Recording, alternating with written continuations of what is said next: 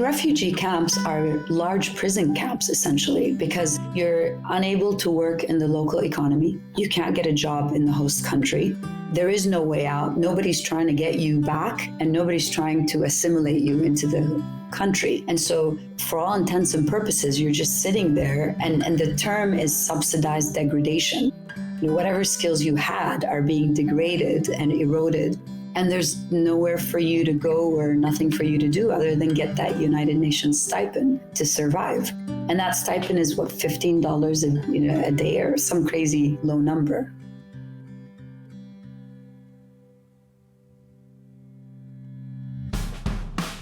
Welcome to Cause and Purpose, the show about leaders, innovators, and change agents working on the front lines to solve some of the world's greatest social challenges. I'm Mike Spear, and today's guest is Rama Chakaki.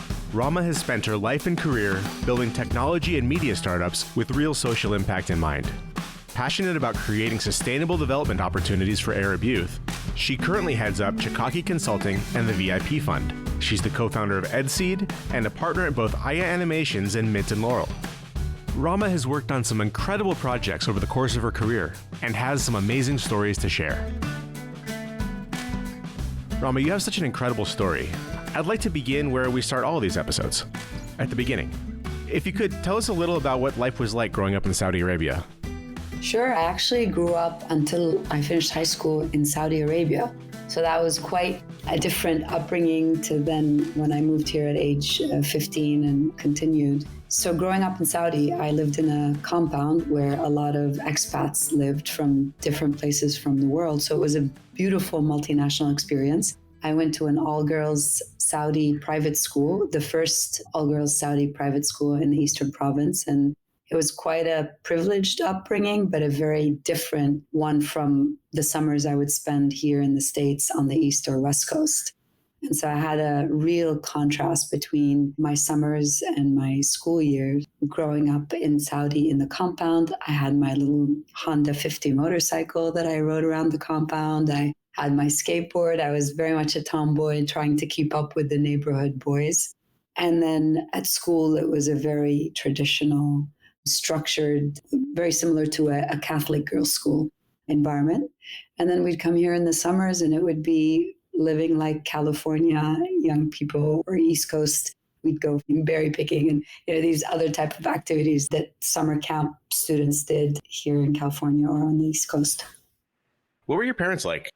So my mother was an explorer. She loved to take us everywhere around the world. And so I think by age 15 and a half, I'd been to all the continents except Australia. And I've been to many of the countries in Europe and the Middle East and Asia. And then my father was very disciplined workaholic, and he spent most of his time working. But when he wasn't working, he loved being outdoors in nature. From an ideology perspective, he was very altruistic and a giving man, and believed that the most important thing is for us to serve others, and not at all from a religious perspective, but from a human perspective. And that was one thing that was very prevalent in my upbringing, that he always dismissed nationalism, religion, all sorts of ideologies. And it was like, we're all humans and there's earth and we care for it. That's it. Rama was born in Syria and moved with her family to Saudi Arabia at age 4, where she spent most of her middle school and high school years. Even at that time, Syria and Saudi Arabia were remarkably different places. Yeah, I mean, I think there was a difference in that Syria back then was much more, modern, because of having been occupied by the French for a while, very progressive, very open society. And then Saudi was a lot more disciplined and more religious. I wouldn't say disciplined, but more religious overtones and less exposure. But there were a significant number of expats who were helping build the country. And we were lucky that we found ourselves in a community that had people from all over the world. And the compound environments in Saudi is very different than what happens outside on the streets. But there was a significant contrast in the freedoms, in the culture. And I think that's why Mom made sure that we traveled every year and got the exposure that she felt she had when she was growing up. So I have to say, I have very fond memories growing up in Saudi, because unlike the general perception of how women are treated differently, it's a whole different construct in that within the female community that we lived in, you had privileges that you didn't maybe hear. Like we could stay up till 2 a.m. at friends' houses and come home, and it was very safe, and it wasn't frowned upon that you did that. We had access to private beaches, and again, I have to say it was a privileged environment, but seemed to me that there were more freedoms than what I had when I came to the States, because here there was concern about safety, about, as a child, you couldn't just go off on your own. So it's a very different set of freedoms and a different set of privileges and access. I learned to enjoy all of the different places that I was in, and I recognized the limitations as well. The rigidness of our school system, the lack of access to certain things that I had here at summer camp, things as simple as physical education was something that was done, but in private in Saudi. And if the Ministry of Education was to come, we had to cancel those classes. So there was a huge contrast.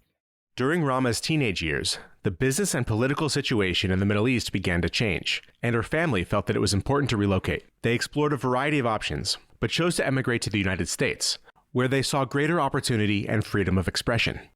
And I remember when he first brought us to the States, he took us on rallies and protests. And he said, see, this is why you're here, because this is a privilege that's not afforded to you elsewhere. So super excited about becoming a U.S. citizen.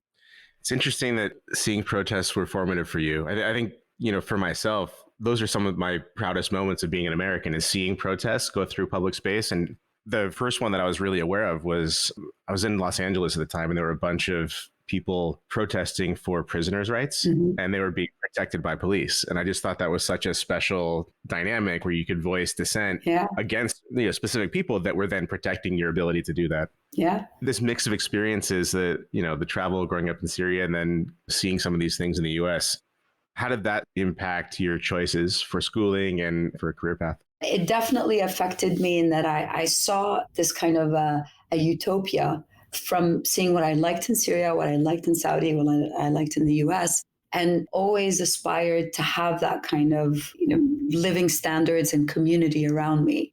But it certainly didn't reflect on what I studied. My choice of study was, I wanted so much to be a doctor, but then didn't really know the path to get into med school in the States, or couldn't commit to it. And so I ended up with engineering, just because my English language skills weren't up to par, and engineering was more numbers than anything else. And so I became an engineer. Rama's engineering degree led to the opportunity to launch her first startup, a company called Keybridge that provided services to companies needing to outsource their data centers in the early years of the internet boom. The startup was seen as so valuable, they raised $60 million in early stage investments. That led to a quick exit and the opportunity to launch a new company, building data centers in Dubai, where Rama discovered that despite people being very generous and philanthropic on a personal level, corporations didn't always operate under a strong code of ethics. And I have to say, the Middle East business culture is rapidly changing. And so from year to year, these things progress. But traditionally, people in the Middle East are very philanthropic and altruistic on a personal level. And actually, if I go back to the way things were in Syria, in the very old days, let's say in the old souks, kind of what used to be a shopping mall back in the days, there was a common practice in the souk that if you got what you needed as a merchant for the day, you shut down to allow your neighbor to be able to get what they needed, to get the sales. And the souks were divided into this is the perfumery area and this is the fabrics area. So you wanted to give your neighbor the opportunity to make money. But when the corporation came into the Middle East, that changed. It seemed to me like people left their sensibilities at the door when they got into the company, and they didn't transfer that know-how or that culture into business. It became very single bottom line driven. And so while this is changing, generally you didn't see the corporate social responsibility, and there were no B Corps when I lived there. Understanding that culture and then seeing how some of the larger corporations operated, when did you sort of have that light bulb moment where you're like, I want to create a social business or follow a different path? So already moving from the States back to the Middle East, you feel like at the time in the early 2000s, you were moving back in time as far as the corporate structure. So while in the US, there are very clear established systems about employee rights and policies and procedures, it seemed like anything went in the companies in Dubai. And so not even employee rights were clear. And so that was the first kind of light bulb of this doesn't seem right. But the second was I was traveling back and forth between Dubai and Syria, and I saw there was, in the Levant in general, Palestinian territories, Syria, Lebanon, there's poverty, there are a lot of social challenges. And then Dubai is rich, but behind the scenes, there were social challenges. And I thought, right, okay, who's addressing that? I began volunteering my weekends with some of the smaller charities. And it's like, there's no way that there's no connection. There are no employees working or supporting any of these charities. So I was also feeling like, as a chief operating officer of this business, I've done everything. I've reached the top, but there's a void. And I recognized that the void was bridging those two worlds for me, of doing the corporate citizenry, the kind of social responsibility parts that just weren't there. So I created a program for our employees to volunteer. I did some partnerships with some of our partners who were willing to engage, but it was very light kind of social responsibility. So I decided I'd like to do a lot more of that, left this job, and then set up a company, called it Baraka Ventures. And the idea was to seed startups that had a social impact or measured themselves by more than the financial bottom line. Baraka Ventures grew to the point where they were funding 20 or so projects, all aimed at shifting the culture and improving quality of life in the Middle East. So one that I actually named after Baraka, which was called Baraka Bits. And Baraka Bits is a social publishing platform that delivered good news from the Middle East. It was my favorite because being a generalist, allowed me to get into all of these different types of businesses from a communications perspective. You know, we were the voice of everything that was happening that had a positive impact, whether it's a nonprofit, for-profit, individual initiative. We reported on those activities through Baraka Bits. I think there's a real need for something like that, especially the Middle East. Yeah, and initially we were laughed at because they were like, who'd want to hear that? But then a lot of young people flocked to the website and were really encouraged and inspired by it, which was aimed at them to begin with.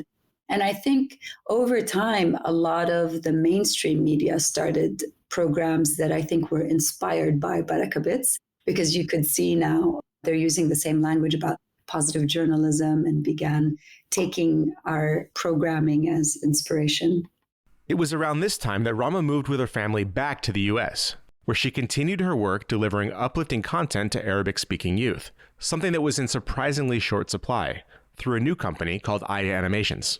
Yeah, so the idea came from the founder, Sarah Sawaf, who's a young Syrian living in Saudi, and she has two little kids and was disheartened by the lack of programming that had any values in it. And so she was like, the kids are exposed to violence. There's a lot of just fun programs, but there aren't any that are focused on manners and values. And so she wanted to create the series and had created a pilot before her and I met. When we met, she wanted to see if she can, with my help, scale this business. And I had had a similar experience with my kids were growing up in Dubai. And I may have mentioned that when we spoke. Showtime was one of the biggest television channels in Dubai. And I was struck by how their programming at the time that kids come home from school was super inappropriate. It's things that you would find on HBO late night in the States. And I spoke to one of their directors about that. And he said, well, our programming, we don't really care much for this region. It's for different time zones. It just happened to see it in this region. So they weren't even planning age-appropriate programming for that region. And so I did see the need and decided to partner with her to create this social impact venture. Aya Animations has received some great feedback from parents about the benefits their programming has on their children. They haven't begun tracking their impact quantifiably yet, but they do have ambitious plans for expansion. Aya Animations is in the process of rolling out software tools and games to further their mission of providing educational and inspiring content for children throughout the Middle East. I'd like to shift focus to talk about one of your more recent projects, the VIP Fund, a youth venture fund designed to help break the cycle of poverty by funding projects built for and by young people predominantly living as refugees in order to help them get through higher education and on to successful careers. I was sitting at a meeting once with a Harvard research institution, and they were talking about the youth bulge in the Middle East and how you predict and prevent challenges when you have a very large concentration of youth and very little jobs to absorb them in the job market. And it struck me as a very powerful statement that has a global impact. So the VIP fund, I met with Jacqueline Novogratz, who had set up the Acumen Fund earlier in Dubai, and liked this idea of a venture philanthropy fund, and thought, okay, I could see a lot of people get behind that if we started it. So VIP Fund is a youth venture philanthropy fund. We get investments from high net worth individuals who see the same problems we're seeing with youth and want to solve them in the same way that we solve them. We have programs under the VIP Fund and projects or platforms. The programs are working with youth online to educate, to mentor, to fund them through their higher education areas, time period, and then help them into the job market, whether they want to work or start startup projects. And one of the main projects is edSeed. Yes. So edSeed is a crowdfunding platform for refugee youth, higher and continued education. So that's one of the biggest pain points for youth impacted by conflict. Take Syria as a good example. In Syria, before the war, had free university education for all. War breaks out, you have 9 million refugees that get thrusted out to neighboring countries, none of which have free university education. So you had at least 450,000 Syrian students within the span of a couple of years without the ability to fund their university education. Some of them were midstream, some of them were entering university, some of them had maybe just one or two courses to finish a medical degree. So you can imagine the impact of you not being able to pursue that. And yet this age group is the age group that can financially sustain their entire community. So we figured, okay, crowdfunding is a good way to go because you couldn't bring scholarship foundations fast enough to absorb the need. My first reaction when looking at edSeed was, why reinvent the wheel? Why not use like a GoFundMe or something, one of the many crowdfunding platforms that are already out there? Can you talk a little bit about why you saw the need to create your own platform versus using what else was out there, and talk about what the secret sauce of that is? So there were a number of elements. The first and foremost is donors are worried about where their money's going. Syria, stateless, lawless, everything. So when they hear Syrian student, they think, well, I'm not going to give my money to someone who's in this lawless state. And most of the Syrian students who are refugees don't have bank accounts. So our platform, once you donate, the money goes through a student account to the educational institution. So the recipient is the educational institution. So as a donor, you're not worried about the financial integrity of your transaction. The second part is, unlike GoFundMe, where you're just funding for a particular time period, students have 4 or 5 years of education sometimes. And so it's an ongoing experience. And we built in the back end this ability to create milestones in your education that a donor goes through. With GoFundMe, many of the organizations are crowdfunding on behalf of students. So, International Rescue Committee will say, give me the money and I'll pass it along. But there's like 40% overhead. With us, you're paying, $5,000 to a student.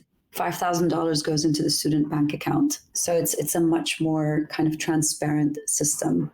The last but not least is it allows us, because it's an education platform, crowdfunding for education, to bring in other educational services to the students. So we have mentors plugged into the platform and education providers like Coursera and others. There's a networking component to it too, I think, right? Where they can speak with each other and then find, mentors and folks like that. Yes. So as the platform grows, it's, unlike niche crowdfunding platforms that only crowdfund, our niche is education. So we're able to extend across the education life cycle. So they get mentors, they get seed funders who are, like family foundations that say, we want to fund 10 medical students. And so they give 10% for 10 medical students, and then the crowd funds the rest. So there are a lot of different services and support that they get out of the platform, including fellowships and internships with businesses in their final years of studies. How are you bringing these donors and mentors and the internship opportunities to the table? Are the students really searching for those themselves, or is there a part of edSeed where you're actively trying to bring those folks into the table? Yeah, part of edSeed is actively bringing in. I mean, you have to realize the students have very small to no networks, most of them. Very few, maybe 10% of our students actually have a network. The rest came from either rural communities in Syria or just didn't have any connections. And I say Syria, but we have non-Syrian students as well. It started out with my network and then expanded through the community of donors that came in who quickly realized, I can also volunteer and I can do this and I can bring people. And so it was a combination of my network, PR, and now social media marketing. On a weekly basis, we host tech talks, which are talks to inform our students who are aspiring to get technology degrees. We get speakers from the technology community to talk to them. And so I just go on my LinkedIn and I say, I want someone to talk about robotics to this cohort of students. We get about 20 different people that say would like to help. And then once that person helps once, they get into our system and get hooked and want to help more. That's great. Is it cash flow positive at this point, or are you still fundraising for it? It's cash flow positive in the sense that we have minimal overhead because most of the activities are being run by volunteers. And that's worked so far. And as we find the need to employ people, we start employing from our beneficiaries and give them the opportunities before anyone else. But if you were to compare it to startups in the States where you have a full team, and then I would say no.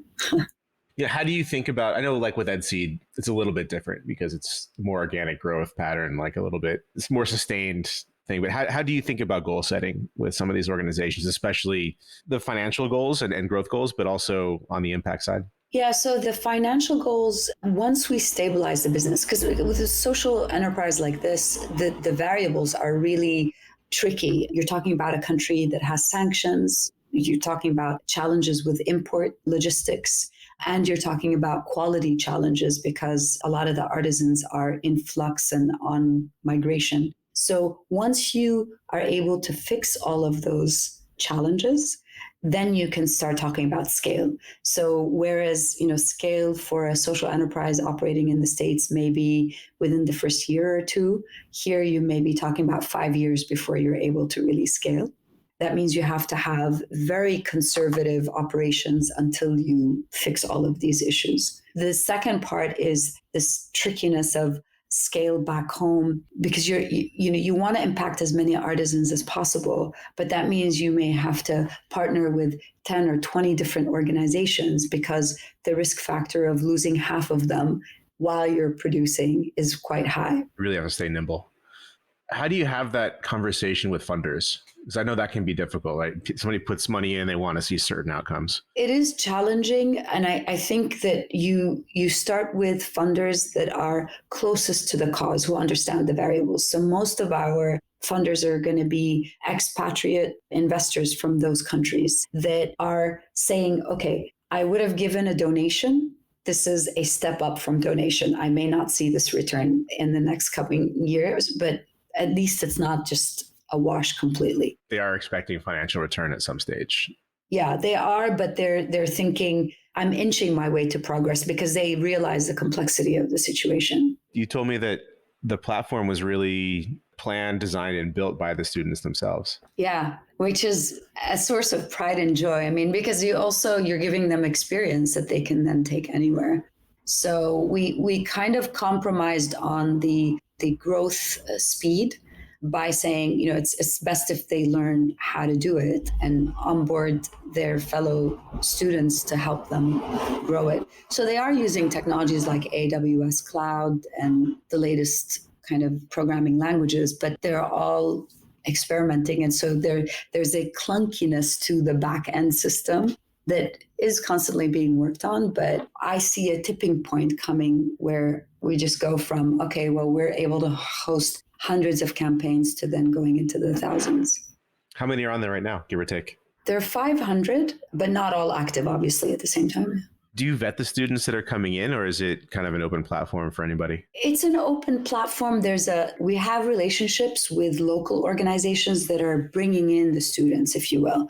And those organizations are, quote unquote, vetting to make sure that there is a financial need. And the universities also help us vet because they're sending students our way that are in the financial aid department. So I just want to shift gears a little bit here and talk more holistically about your perspective on your career and how you've looked at some of the businesses. You know, one of the things that stands out for edSeed in particular, having the inspiration to fund education for this specific group, but then trusting the kids to design it and build it themselves. It seems like you must have a very clear ethos and values behind VIP Fund that sort of allows you to make those choices. Can you talk a little bit about what those are and how you developed them? So I started out the VIP Fund with a business partner, Brian David, who was very deliberate in his approach. And I mean, it drove me nuts because it was taking too long by my standards. But now I'm very grateful and happy that we did. And we walked through the values and how we wanted this organization to grow and what we didn't want it to be. And I remember one particular extended conversation happened on the border between Jordan and Israel, or the West Bank. It was an Israeli border where we had to spend about 7 hours to be allowed entry and then denied entry. And I was thinking during that time, like we were discussing the values, and there were specific examples of what engagements, like these are the things we are never going to do as an organization. And it was first making sure that we have the elements that made it stay youthful, the experimentation, the curiosity, the fun that will allow young people to feel comfortable and at home in it. And then second, this idea of keeping it virtual and making it go as slow as virtual needed to be for people to feel comfortable in that space. And I'm so glad we did that back then in 2017, because today we would have been forced, all of the organizations that are working with these youth groups are forced to go virtual, whereas all of our programs and everything we did was purely online. I think it still takes some courage you have this idea for something that can be very complicated. Crowdfunding platform, there's a lot of considerations, from every perspective, the customer journey, the product roadmap, how the money flows, all of those things. It just strikes me as unique and special to trust that to someone who's a student. Right. And you definitely don't just trust and let go and they do everything. So there were and still are fail-safe mechanisms involved. One, from the get-go, we partnered with certain institutions that helped guide us. So I pitched edSeed at MIT Solve, and we were brought into the community as a solver for education. And so we always have them to go back to and their network. And that's a massive network. The second is we got into the Duke Business School incubator through one of our volunteers. And he gave us about 5 or 6 resources who are all graduate students in business and technology who were helping guide the students. So there's always this process of partnership between our students and people who are much more advanced and aware than they are. And I've remained involved with the students on process so that, that's, I think, helped guide them. I'm just incredibly impressed by it too, because it creates this alignment where you're creating this thing that will help them, but then the process of creating it is also aligned with the goals of the organization itself, it's a living organism. Yeah, but it's also something not every social good organization gets to do. Find that level of coherence. Yeah, and I think the other thing is we had good advisory from the crowdfunding space. The founder of LaunchGood, Chris, is a good friend, and he's an advisor to us. And I call him often and get him to speak to our team and students. And I think it also has helped because I had helped run so many crowdfunding campaigns prior to setting up edSeed. So I'm familiar with the process and can guide the students through that. During the MIT pitch, I noticed that you spoke a little bit about the role of education in fighting extremism. And it strikes me, you have this long history of investing or working hands-on in projects that have an educational background. What drives you most is like your personal why? Is it the education piece? Is it the fighting extremism side? What gets you excited? So being a cross-cultural person, I mean, I identify as a human before I identify as American or Syrian, and so that humanity aspect is what I see education bringing, because it levels the playing field and gives democratic access to both the job market and advancements in technology. It is what is gravely missing. Like before education, I used to be focused on environmental challenges because I thought this is so important. But once the succession of tragedies happened in the Middle East with the Iraq War, the Syrian War, you all of a sudden saw an erosion of this middle class, people not having access to education. And you have millions of people who are uneducated. And you start seeing the gap between what they can do with their lives and what we can do with our lives. And it's tragic when you go to a refugee camp and you see someone who's in their late teens or 20s who has no hope whatsoever, and realize that, well, without the education that then becomes an employment or entrepreneurship opportunity, they're vulnerable, not susceptible. I mean, it's not like people never wake up one day and say, you know what, I'm going to join ISIS or I'm going to become, they don't do that at all. It's because they are forced to do that. They're desperate to do that. And that desperation comes because a mother needs surgery. And the only way they're going to get that money is by joining one of these crazy groups. Yeah, I think that doesn't get enough attention. I mean, it's so easy just to demonize everybody. Yeah.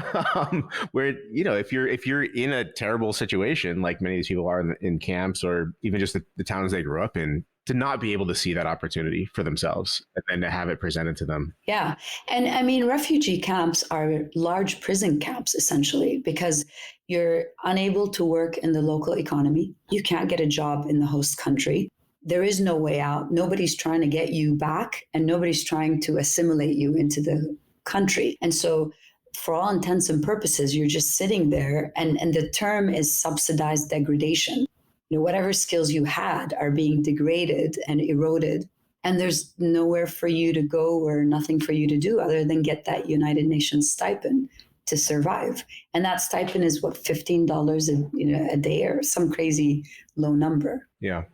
It would be impossible for an outside agency to really, give opportunities to people when there's, hundreds of thousands of people in a given camp, right? So it really has to come from the people themselves to a large part, but they don't have the benefit in their current situation that, folks like you and I had, where we were exposed to all these different things and had the ability to self-start.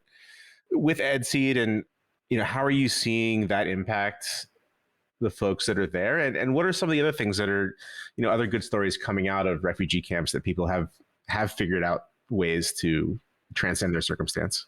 So from our perspective, I mean, the eagerness of our students to participate in our online programming is a testament to how impactful it is. Because once you give them that opening in the world to the mentors and the talks and everything, you just see that not only are they super excited about it, but they're bringing all their friends to join. And the prospect of employment online is what's really also driving them, because none of them want to just get a career and sit at home. So you definitely see that. What hasn't yet been figured out is the economic impact. Is like, okay, once you give them the degree, if they are within a camp, then how do they work and how do you get that money to them?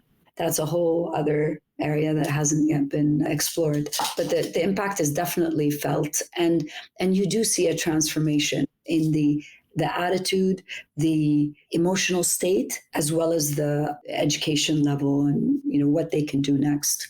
I know edSeed is relatively new, at least in the scope of someone going through a educational program. Are you seeing success stories of folks that are involved with those or graduates of different programs programs? So not all of our students obviously are in refugee camps. Some of them have been impacted by conflict, but are in Germany or the States. So students are beginning to donate again. So those who've graduated are turning around and donating. Within the ranks, those who are more informed than others in certain areas are mentors and are mentoring others. And I mean, you feel the community coming together and growing. One of the nice stories I love is that out of this small town of Syria, we had one student who started a campaign, succeeded, went to Germany. And while he was in an orientation of a new cohort, he realized that this young man's older brother was a friend of his in their hometown in Syria. And so you're rebuilding connections among people who had lost those connections because of the war. Wow. So when somebody graduates from a program, do they tend to stay local to wherever the university is, or do they go back into the camps and work hands-on there? Or do you see any trends on that front? So different locations operate differently. Like at the Zaatari camp in Jordan, students have to get a permit to get out of the camp and then a permit to get back in. So when they're going to university, it's just for the day and back. In other places, they may just leave and take their families out of the camp with them if they get employment elsewhere, especially like those with medical degrees who are given opportunities to come to the States or go to Europe. Then their aim is to try and get their entire family out of the camp. And that's a good thing. We want that to happen. So it is a case-by-case basis. And it is a very complex situation because camps are different depending on which host country they are hosted in. And some refugees are in camps, others aren't. So it's quite a very varied situation. Yeah. What's next for edSeed? How do you see the program evolving from here? We're in a phase of building relationships with partners to take on different pieces of the pie. The next phase is automation and creating a set of APIs and being able to connect to different tech companies that are offering different parts of the solution. And that's a phase that I'm excited by because it's a new learning curve for those involved in building the platform. And so they're excited about it. And in parallel to that, also looking at data and how they're creating a data infrastructure so that maybe eventually it can be a self kind of learning platform through AI. Or what will that open up, having that API available? What are examples of some of the things that will enable? So example for students who are looking to learn a language, and there are platforms like Duolingo that is allowing them as easy as just sending students directly to a Duolingo instead of having a manual kind of process to do that.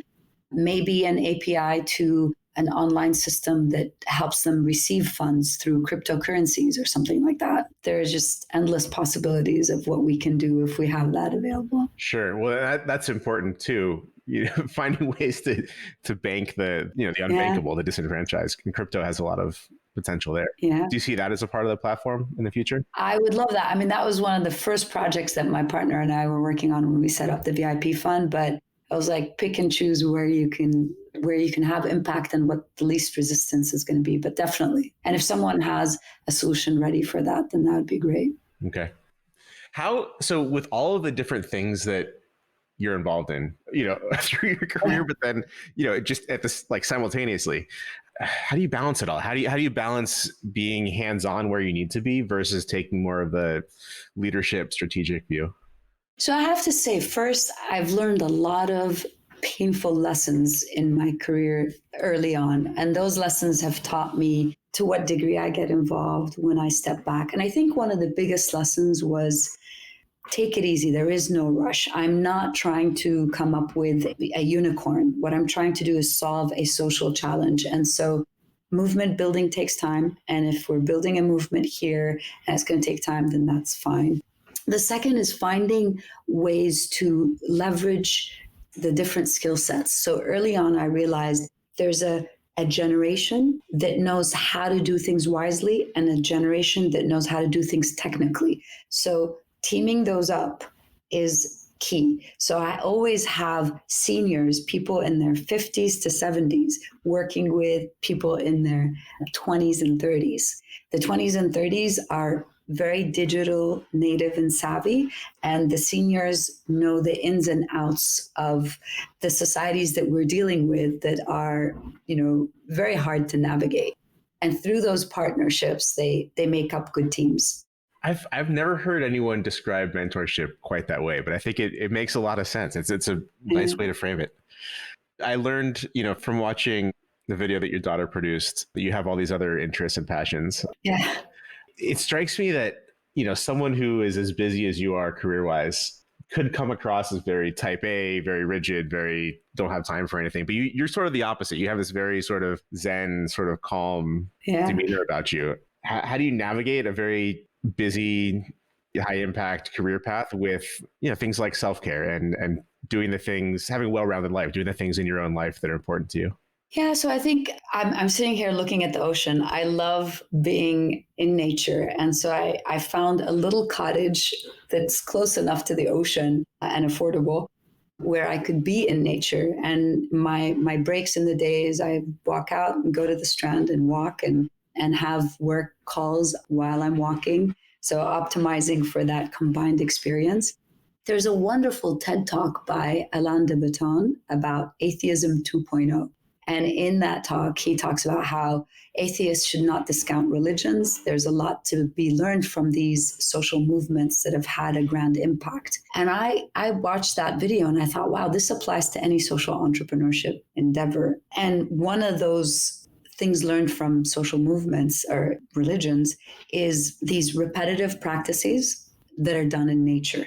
And so I thought, if I can incorporate this into my work and evangelize this across the groups that I work with, then socializing for me is going out for a walk and talking about work while doing it. Then I don't have to go to a bar or go to a restaurant. I've got my social life done. Gotcha. You mentioned, learning some painful lessons. What's an example of a mistake that was made that you learned from, or something that didn't go your way, or just, there are things that I think about in my past where it's like, I just want that one back so I can do it differently. What's an example of that we can learn from? Taking my time with partnership and choosing my partners carefully. I think in the excitement of I'm building a social business and it can make money and all that, I glossed over the take time with partnership because it is a marriage and the divorce is really painful. The divorce of a business is painful. So that's one area. The second is, even if you have money and you're creating a Baraka Ventures, leverage other people's money available outside. And if you can't sell it to others, then don't take all the risk with your own money. That's, I think, a second. And then the third is, if things aren't clear for people, then you need to go back to the drawing board and make it clear. Don't assume that if people don't understand, they just don't get it. No, there's something unclear about what you're offering. Go back and clarify it until it's super clear to anyone who's going to be involved. Yeah, no, I think that's an incredible lesson, especially as you talk about business pitches and things like that. If you can't articulate it clearly, it's usually an indication you just don't understand it well enough yourself. Yeah. If I may, just one last one. I always tried to find excuses for why I'm a generalist and why I'm not a specialist. And because in general, people want specialists and are looking for, you've only done this and you're an expert at this. Lately, I've become more comfortable in being a generalist. And I read a book called Range. I don't know if you're familiar with it, but I was like, this is me. I'm so comfortable now in being this. That's a very useful skill for social entrepreneurs because it means you can be resourceful if you have networks in different industries and if you have interests in different domains, you're likely to be able to solve problems that other people may not be able to. Yeah, thank you for sharing that. That's something I've struggled with, to be honest, in my career is I'm, a generalist too. And the knock is jack of all trades, master of none, right? But there is resourcefulness. There is the growth mindset of like, if I don't know how to do it, I can go learn. Yeah. I'm glad it's served you well. How did you, outside of the book, I guess, how did you sort of have that shift for yourself in your own minds? And also you mentioned earlier on not being so intentional about your career path early. It seems like you live life now with a great deal of intention. Yeah. How did you make that change? Reflection for sure, looking at what it is I've done right and wrong. And every time there's a painful lesson, to try and understand why it was so painful and weed out the elements that made it painful. I was telling a friend recently, I think if it's a saying, or that I really wish that our minds, bodies, and souls were all mature at the same time. But it seems like our bodies mature, and when you hit 40, then things start becoming clearer in your mind, or you start developing the patience to deal with things better. So some things are just a matter of maturity. And then there are people that are more fortunate than I am who have a much greater clarity when they're younger, but mine kind of evolved. I'm still working on mine. And I turned 40 this year in the year of COVID. So I might even a little birthday. slower. Thank you. I'll be 41 before we're done with the virus, I think. But I noticed that you're involved with the 2022 Qatar World Cup. Yeah. Is that an active project for you or no? No, I was involved in the bid, in creating the book for the actual bid. So two of the chapters that I was involved in were how the bid would have an impact, both regionally and globally, a social impact. And then the second part was, how do you engage youth and how do you make it sustainable? Somebody like you who's clearly a business leader and involved in social impact and interested in the social purpose stuff. Have you been able to influence, or I know there were a lot of concerns about that World Cup with human rights, with building the stadium and all of that stuff. How are they navigating that? How did you sort of address it? It's such a complex challenge because there are so many variables in that. We, as part of our project, was to highlight all of the impact, positive and negative, and then recommend programs to mitigate the negative and to accelerate the positive. Once I, did that, I was out of the group. I didn't continue to the execution part, but there were clear guidelines that were set forth. And there were a lot of concerns raised at very top levels of government in Qatar about the sustainability implications and whether or not this was warranted. But there are also interests by very large corporations and international governments in making it work, because it creates money for those companies and countries that are involved. So it's a complex one to address. But I want to say that I'm really happy looking at all the positive impact that came out of it, especially for marginalized and disadvantaged youth.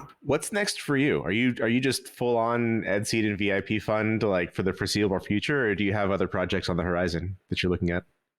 I have an exciting other project in the AI world. I can't disclose because it's not out there yet, but I would love to come back and talk about it if you are interested in that. Yeah. But that part keeps me in touch with the technology world and disruptive technologies. And I'm always eager at looking at how we can leverage that for good, positive social impact. Awesome. Well, I'll definitely be excited to learn about that when you're ready to share more, and would love to have you back on. Thank you. Talk about it, of course. So I understand from your daughter's videos that you're an excellent chef. Yes. Where did that passion come from, and what's your favorite recipe to make and why? Passion came from watching my grandmother and aunts in Syria cook with so much fervor and love for cooking and aromas. And my favorite recipe is an olive scone that I make, a savory scone with a lot of different herbs and seeds in it. Why were you drawn to that recipe in particular? Because it combines the flavors that I love and combines this idea of Eastern recipes and ingredients with a Western scone. Other than what you're currently working on in terms of education and refugee support, what do you think is the biggest challenge that humanity should be tackling right now? I mean, the disparities between rich and poor it's frightening. And that's coupled with refugees, which is coupled with climate refugees. So I go back to the climate and think that, if not each and every one of us working on it, I don't know how the solution is going to come about. But you think the root of it is the economic disparity? Well, yes.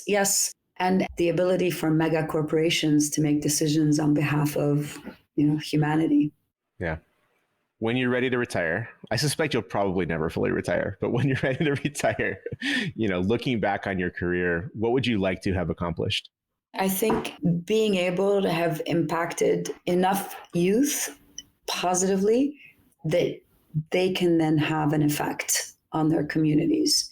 I don't know what those numbers are, to be honest. I can't tell you. But the first goal we set for edSeed was to be able to kind of shut down a refugee camp, even if it's not real physical shutdown, but that the numbers relate to shutting down a refugee camp.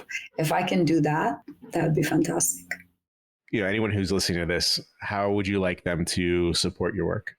Start out by visiting edSeed and volunteering or donating. There's a lot of impact there. No, thank you. This has been great. I would love to talk to you for, 6 more hours, but I'll let you get back to real life. It's been a pleasure. Likewise. So that's our episode for today. Thanks for listening, and a big thank you to our guest, Rama Chakaki. For more information about our show, including additional episodes, exclusive content, and ways you can support each one of our guests, please visit causeandpurpose.com. We love hearing from you as well, so if you have any questions, comments, or guests you'd like to hear from, please leave us a comment or two through the website. And if you get a chance, check out edSeed. There are some well-deserving students and future leaders on there that would love some support with their education. We hope you enjoyed this episode, and we hope you'll join us next time when our guest will be Becky Kekula. Becky is a motivational speaker and diversity and inclusion expert who leads the Disability Equality Index at Disability In, the leading nonprofit resource for business disability inclusion worldwide. She'll share some powerful insights from a life and career advocating for fair and equal treatment of people living with disabilities. You definitely don't want to miss it. Cause and Purpose is a production of Moonshot.co. On behalf of myself, Rama, and our entire team, thank you for listening, and we look forward to speaking with you again soon.